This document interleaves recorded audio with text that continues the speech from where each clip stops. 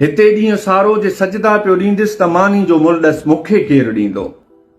हिते ॾींहुं सारो जे सजदा पियो ॾींदुसि त मानी जो मुल्ॾस मूंखे केरु ॾींदो।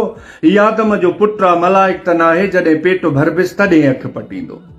ए जन्नत जा मालिक, दोज़ख जा वारिस, मुसले जे कुलिया मूंखे कुहण वारा, ही हर रोज़ मिसकीन हेॾा मरनि पिया, उन्हनि लाइ तो वटि न आयत इशारा। आ उम्मत बि साॻी, मुहांडो बि साॻियूं, न असीं यहूदी न तव्हीं नसारा। आ उम्मत बि साॻी, मुहांडो बि साॻियूं, न असीं यहूदी न तव्हीं नसारा। नबी जी निशानी बि ॿिन्ही में ॿुधां पियो, ॿुधाए पोइ केरु पेट सां पथर ॿधंदो। हिते ॾींहुं सारो जे सजदा पियो ॾींदुसि त मानी जो मुल्ॾस मूंखे केरु ॾींदो। ही आदम जो पुटु आहे मलाइक त नाहे, जॾहिं पेट भरबिस तॾहिं अखि पटींदो। वेही लाल कुर्सी ते कलमा लिखो था, वेही लाल कुर्सी ते कलमा लिखो पिया, छा ईमान जो अघु अव्हां वटि इहो आहे? गुनाहनि जे नाले में सच खे पिया घाणियो, अव्हां जी ॻिची में वॾो घटि इहो आहे। भले कंहिंजी न्याणी पई नीलाम थिए, पर अव्हां दीनदारनि जो दूध हट इहो आहे।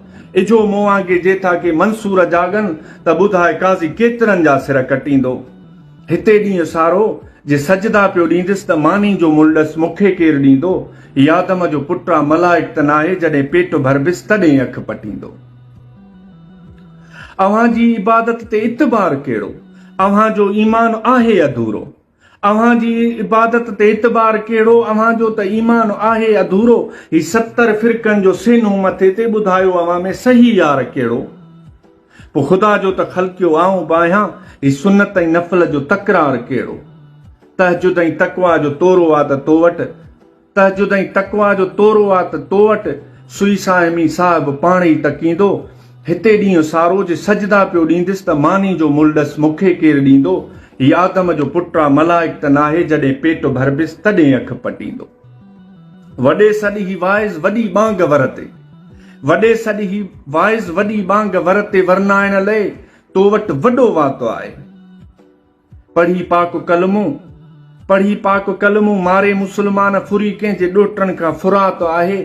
बुखे पेट वारो जे बागी थो बंजे, बुखे पेट वारो जे बागी थो बंजे, त हाफ़िज़ अव्हां जो ही हाटो आहे। मगर यादि रखो यतीमनि जा मारा, हितां को बि न हाणे खूनी खटींदो। हिते ॾींहुं सारो जे सजदा पियो ॾींदुसि त मानी जो मुल्ॾस मूंखे केरु ॾींदो। ही आदम जो पुटु आहे मलाइक त नाहे, जॾहिं पेट भरबिस तॾहिं अखि पटींदो। हक़ मौजूद।